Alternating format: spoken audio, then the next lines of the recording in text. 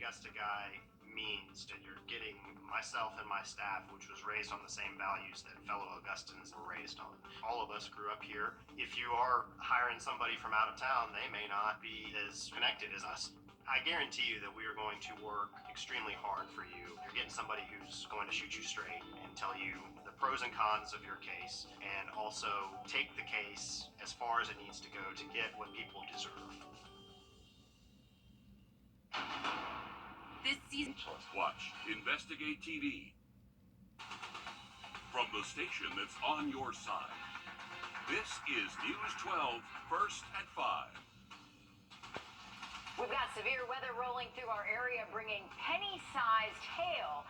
This is video from right outside the station. I took this where hail was getting me on my toes. Yeah, I think you sustained an injury I did. Took one for the team, guys. But, I mean, it was really coming down. Some hail, some heavy rain, wind all throughout our area right now. Yeah, those were pretty big size hail as well. I know, Looked like my poor gumballs. toe. You're fine. Our first alert meteorologist, Riley Hale, for us here. Riley, where are these storms at right now?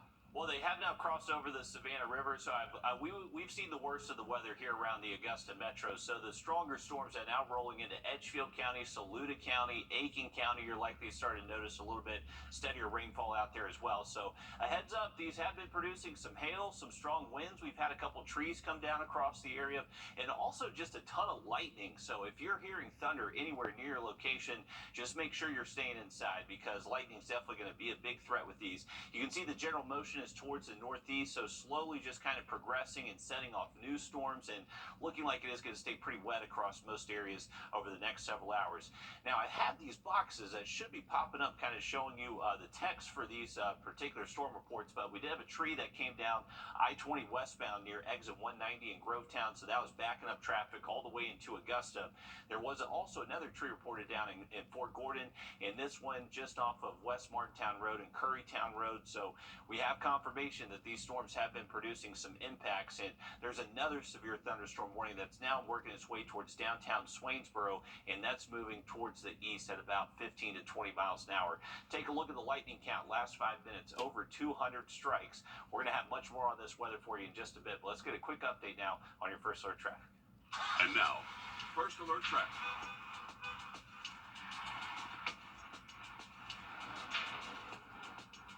All right, folks, I want to give you a quick update here at the state line. So we're looking at eastbound and westbound lanes at I-20, and we have had reports that there is some ponding happening near this new construction right over the bridge. So this is kind of slowing down traffic, not only for our usual eastbound lane, but also that westbound lane from Carolina going into Georgia. So if you can avoid the roadways, that's going to be your best bet.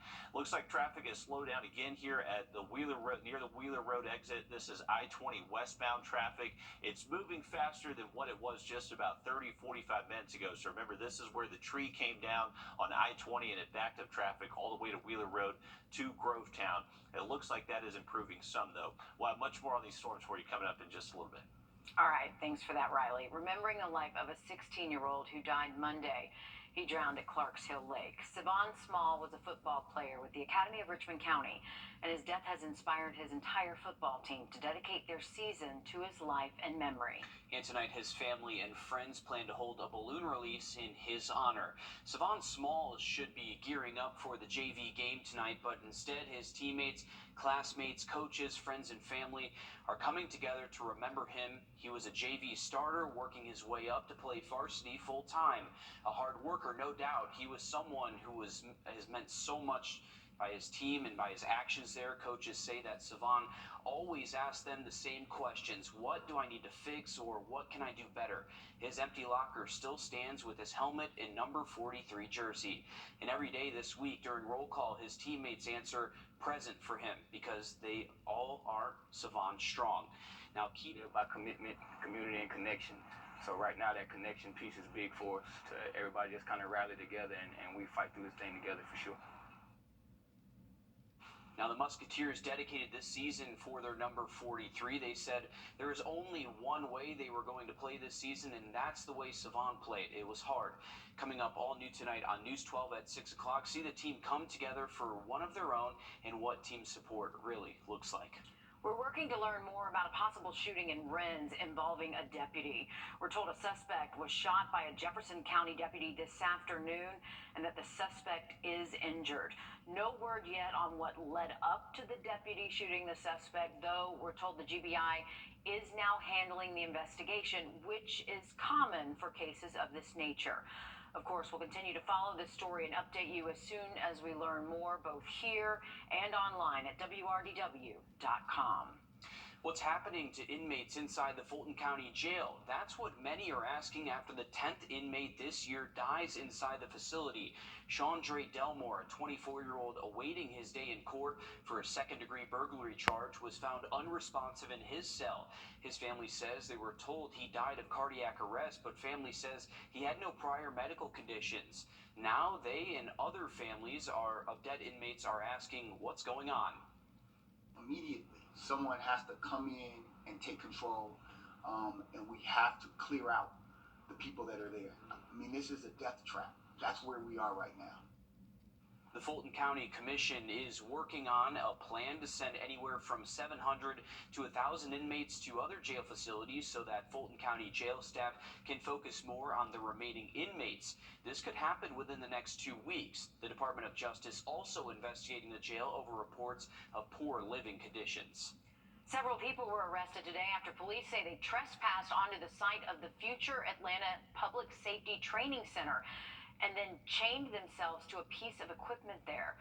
The protesters were there to speak out against the so-called Cop City and prevent the continued construction of the project.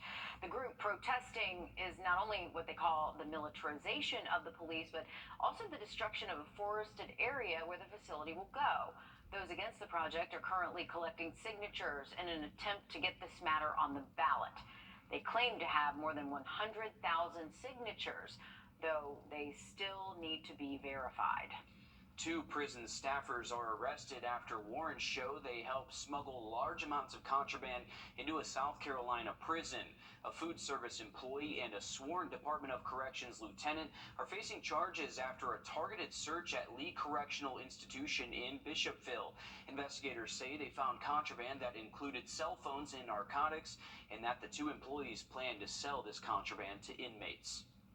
New developments in the murder case of a Savannah toddler tonight. Lawyers for Leilani Simon are filing a new motion to stop prosecutors from using her words, as evidence. Leilani is accused of murdering her young son, Quentin, in October of 2022. His remains were found after weeks of searching in a Chatham County landfill. Defense attorneys want the court to block prosecutors from using statements Simon made to investigators, claiming that she was unlawfully detained and didn't voluntarily talk to investigators. No word yet when a judge could make a decision on this new filing.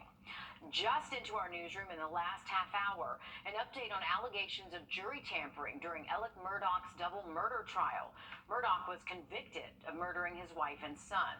SLED says the Attorney General has asked them to investigate, and yesterday we told you Murdaugh's lawyers requested a new trial accusing Clerk of Courts Becky Hill of tampering with the jury.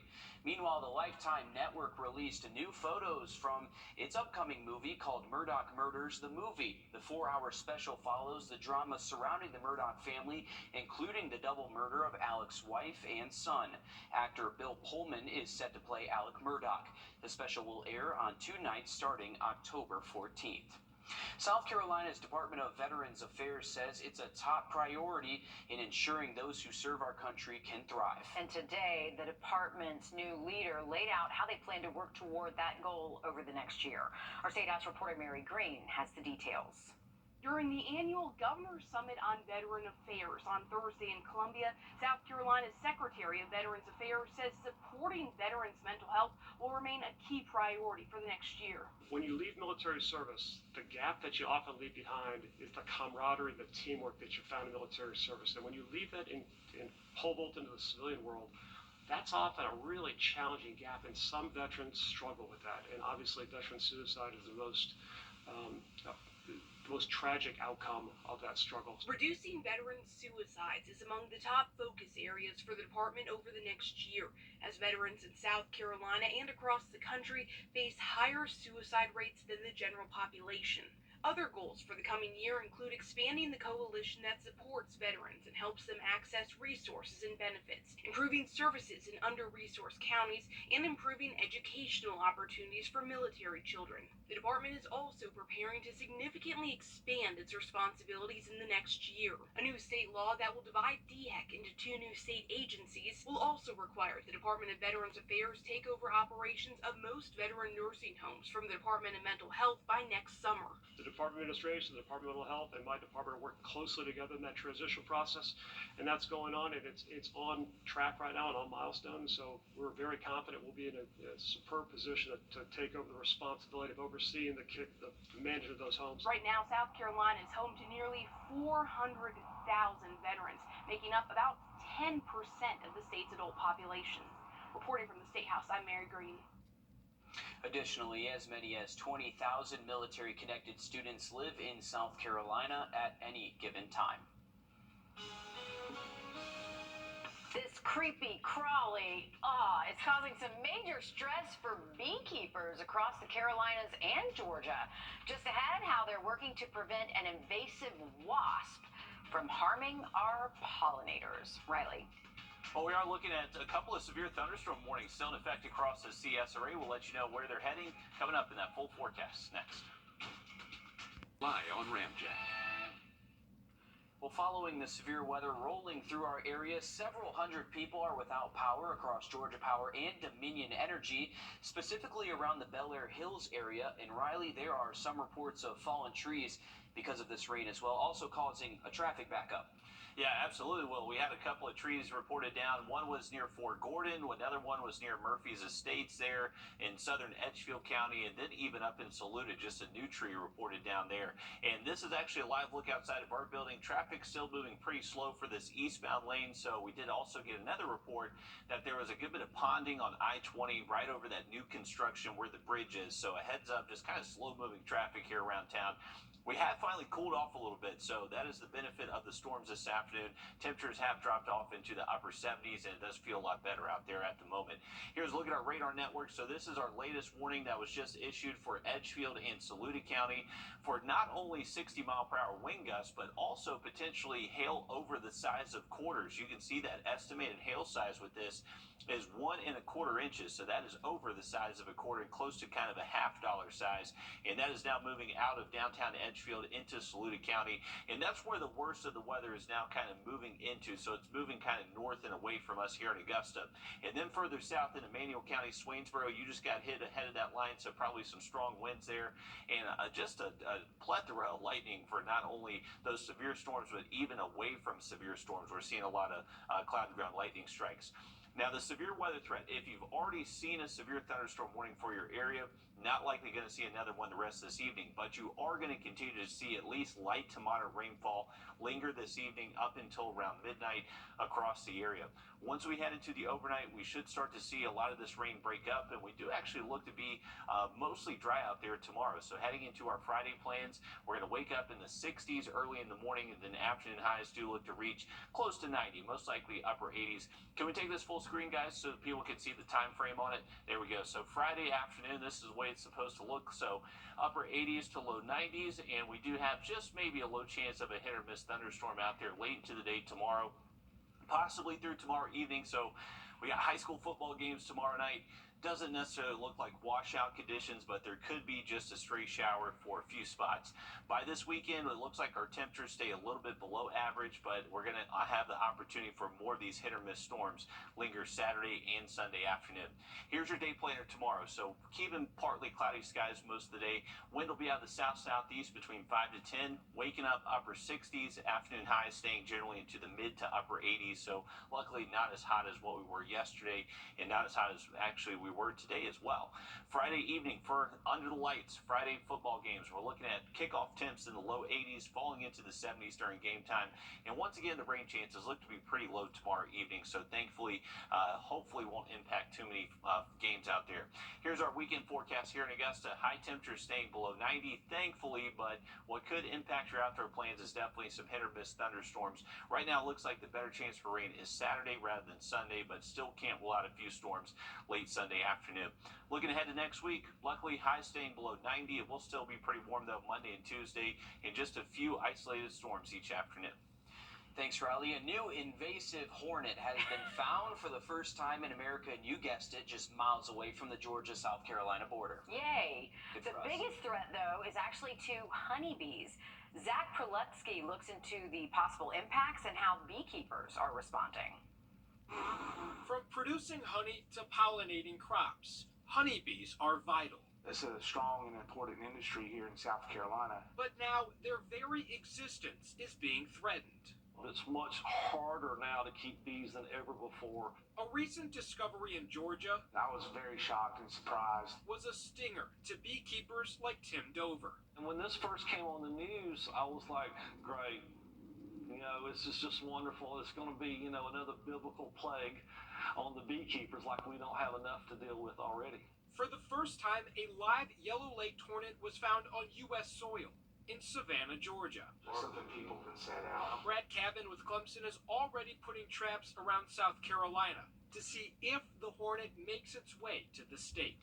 It's different with the pets problem that's 3,000 miles away from your state versus 3 miles from your state. We don't want this hornet. The yellow-legged hornet poses much more of a threat to honeybees than it does to humans. This yellow-legged hornet, the nickname is Beehawk, and it's agile and flies, swoops through the air, and can pick off honeybees at their colonies.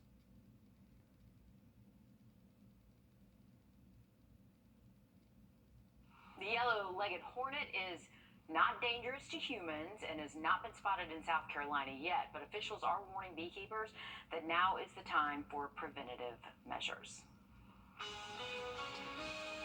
Well, teaching kids water safety and confidence in the water. Just ahead, we'll show you one program that's doing just that.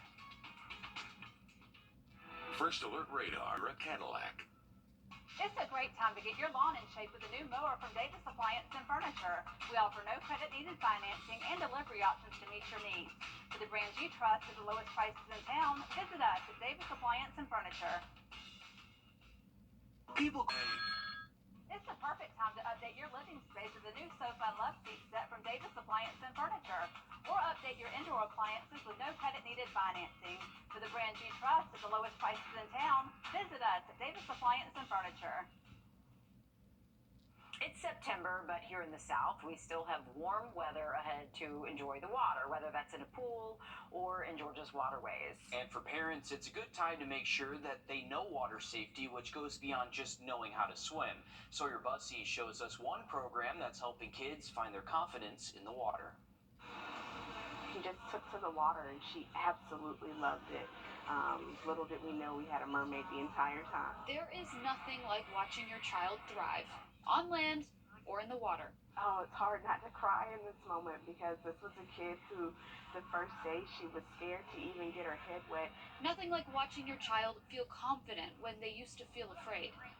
Oh, it's everything. They feel independent and they have so much freedom when they're swimming. Parents are at Goldfish Swim School in Sandy Springs today, watching their kids learn skills that could save their lives if they were to ever fall into the water without an adult around. Here at Goldfish, we focus a lot on the safety skills. So rolling over to take a breath, holding onto the wall, coming out of the water. We started as young as 4 months old and go up to about 12 years of age. They're skills these parents believe need to be taught year-round, not just during summer break when kids are at the pool. Water safety doesn't stop. You travel, you go on vacation, and they have pools, and it's important that they get to practice and maintain those skills. According to the Children's Safety Network, more than 900 children drown in the United States each year. Swim lessons were associated with an 88% reduction in the risk of drowning for children 1 to 4 years old. Drowning is like the silent killer, and we think it's just important for them to be able to get to the edge or to save their own life. Do you feel strong? Yes.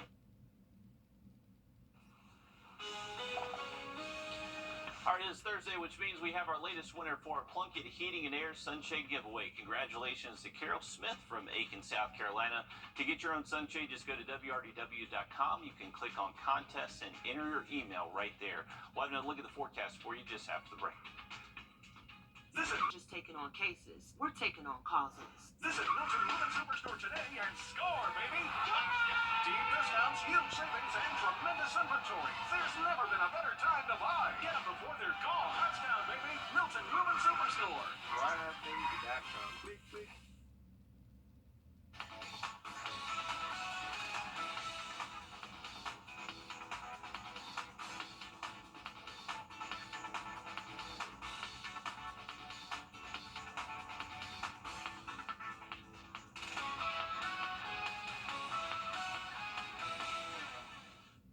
Well, from rail cars to under the sea, two MARTA rail cars now have a new home. This morning, MARTA dropped off two older model rail cars to the Atlantic Ocean. This is in partnership with the Atlanta Public Transit Agency and the Georgia Department of Natural Resources Reef Project. This project sinks large objects to the bottom of the ocean, and over time, they develop into coral reef habitats for marine wildlife.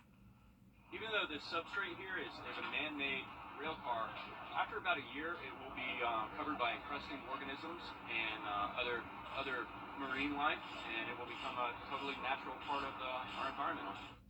MARTA will replace those rail cars with newer ones in the coming years. But how cool is that they have this unique purpose later in life? Have you ever seen the videos where they sink giant boats on purpose to do this as well? It's pretty cool. I like watching those. I don't know. I thought it's cool. It's a great idea. It is cool. It is very cool, and you can go online and actually DNR will kind of release the coordinates of where they drop those, and then it becomes the hotspot for fishermen as well. So really cool that they do that. Here's a live look outside of our building. I-20 moving a little bit better pace right now, so hopefully it is improving there on the bridge. They had some ponding on the road, and temperatures have cooled off a good bit. Right now we're at 77 degrees. I would imagine we've seen the worst of the weather for most of the CSRA. We do have this one last lingering severe thunderstorm warning that's moving out of Saluda County, and then the one that was in effect for Swainsboro and Emmanuel County, they have since canceled that as well. So at the moment, not looking like we're going to see a ton of severe weather the rest of this evening, but rain is going to continue. We are going to continue to see that rainfall this evening into early tonight, and potentially some lightning strikes with it. So be careful if you are starting to hear some thunder. Now, once we move into the weekend, you can see our temperatures don't get super hot, but we are going to have those chances for storms each day. All right, thanks, Riley. Stick with us. We have more news, weather, and sports coming up after a short break as News 12 Live at 5 continues. Stick with us.